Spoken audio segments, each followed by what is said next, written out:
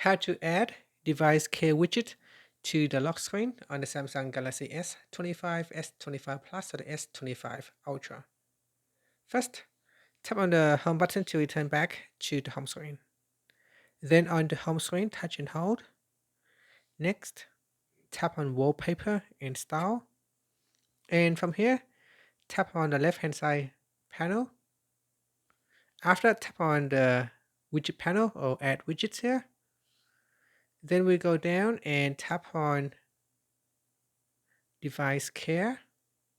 Now there are two widget size. You can choose a small one or a large one. Here I will add them both in so you can see what it looks like in the widget panel. After that, tap on the done button at the top to save the changes. Now tap on the home button to return back to the home screen.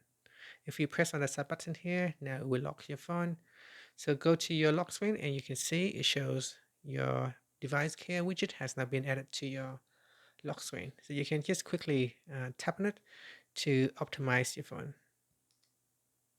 And that's it. So by having that on your lock screen, you can regularly optimize your phone by tapping on the device care optimize button. And that's it. If you like this video and you find it helpful, please like and subscribe to my channel for more videos.